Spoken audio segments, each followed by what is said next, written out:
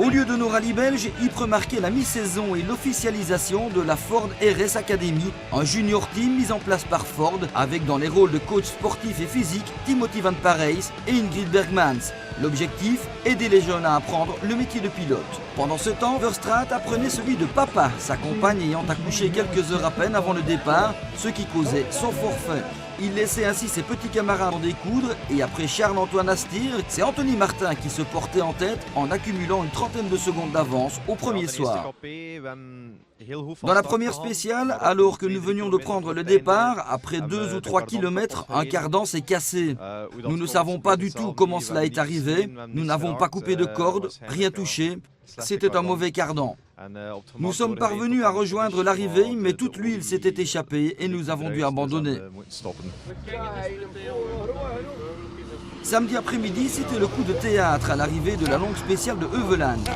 C'est pas tout à fait vous qu'on attendait, qu'est-ce qui s'est passé? Vous avez vu Anthony quelque part?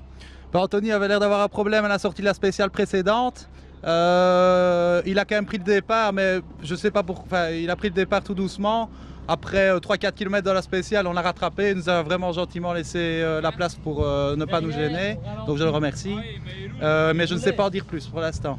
Dans la spéciale juste avant Heuvelland, dans un T gauche, la voiture s'est mise sur 2 roues et la rotule de direction a cassé en fait. Et on a dû faire la rotule de suspension, pardon, et on a dû faire tout Heuvelland au ralenti. Donc fatalement, on perd beaucoup de temps. En fin d'épreuve, certains terminaient difficilement, comme Prime, décidément maudit sur cette aire, ou pas du tout, comme c'est Inkaya qui sortait violemment de la route en vue de l'arrivée. Pour le podium, la messe était dite. Ferdi, vous terminez 3e à domicile, ou presque, satisfait? Finalement oui, il y a déjà longtemps que nous n'avions réalisé un aussi bon résultat. Les 2 épreuves précédentes, nous avions eu quelques difficultés, notamment au Wallonie. Et maintenant, la 3e place, c'est ce que nous pouvions espérer, certainement. 2e, Marc Deblie conjurait le mauvais sort. Tweede plaats. Bent u daarmee tevreden? Cette 2e place doit vous faire plaisir. Malgré les circonstances dans lesquelles nous avons commencé, avec les problèmes de coups consécutifs à notre sortie du Wallonie, pour lesquels j'ai encore dû me rendre à l'hôpital, nous avions l'impression que nous pouvions être dans le top 3 et tenir le rythme. Aujourd'hui, cela s'est bien passé et ça a aussi été très vite. Quant à la victoire, elle revenait à Charles-Antoine Astir, brillant dans la Cité des Chats, un 3e vainqueur différent en autant de courses. Oui, très heureux. C'est vrai que Wallonie, j'ai un peu douté de moi, de ma pointe de vitesse. On se demandait un peu à quoi c'était dû. Et puis voilà, on est arrivé ici avec la ferme intention de le faire convenablement. On a fait tout ce qu'il fallait pour gagner et ça a payé finalement. Avec la rentrée de septembre, la caravane du Fiesta Sporting Trophy reprenait la direction de la Flandre pour la 48e édition de l'Omloop van Vlaanderen. Comme à chaque fois, avant d'accueillir les pilotes et leurs invités, les hôtesses mettaient elles-mêmes la main à la pâte afin de préparer le ST Café. Dans la zone de service aussi, il y avait beaucoup d'agitation.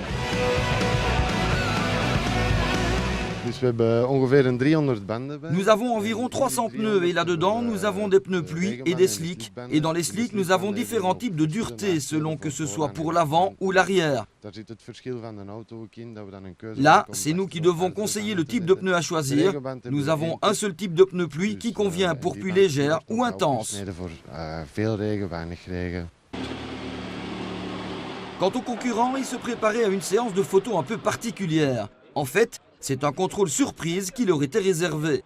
Une procédure indispensable au bon déroulement d'une compétition monomarque telle que le Ford Fiesta Sporting Trophy.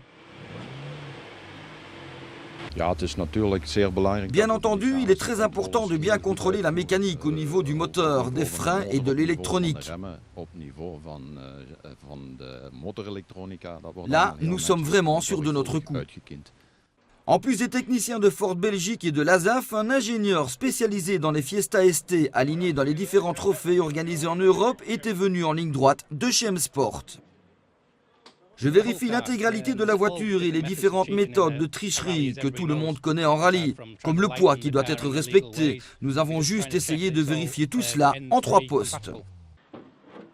Une initiative qui évite un éventuel climat de suspicion unanimement apprécié par les participants. Je pense que c'est une bonne chose de la part de Ford de faire un contrôle ainsi.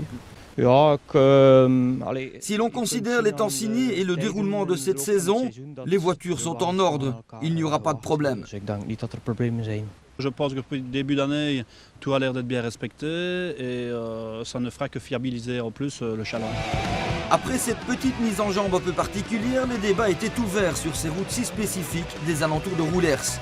Si les régionaux avaient connu des fortunes diverses à Ypres, ce coup-ci, ils espéraient bien remettre les pendules à l'heure, comme ils l'avaient fait un an plus tôt. L'an dernier, vous étiez deuxième. Comment ça se présente cette année? Je pense que nous sommes cinquième, mais je ne suis pas sûr. Nous avons eu un petit problème de train arrière et les 2 dernières spéciales, nous n'avions plus de deuxième.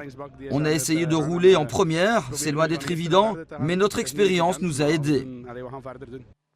Pour d'autres, le caractère particulier du terrain causait quelques problèmes d'adaptation.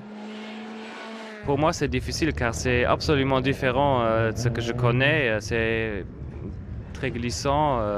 Oui, c'est difficile. Alors que Servet visait la 2e place, le vainqueur 2006 faisait quant à lui le maximum, mais semblait résigné. Vous êtes le vainqueur de l'an dernier, comment cela se passe-t-il pour vous? Actuellement, nous sommes 4e, à 10 secondes de Bernard Servet, à une vingtaine de secondes de la première place.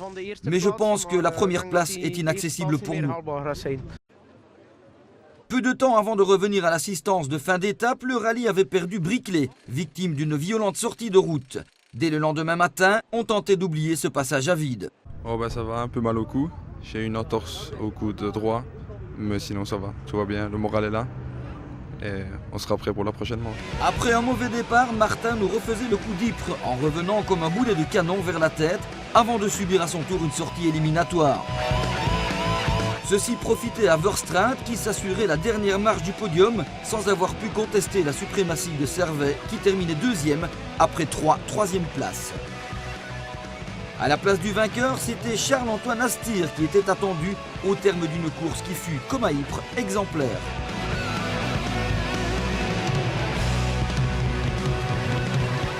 Ça n'a pas été facile, Anthony revenait fort, malheureusement il a commis une erreur. Mais bon, on a continué à attaquer très fort aussi nous pour pouvoir espérer rester devant. Et bon, finalement on a eu le dernier mot, c'est ce qui compte. Au moment du champagne et de la remise des coupes, Astir devenait le nouveau leader du championnat provisoire d'un Fiesta Sporting Trophy qui tenait toutes ses promesses.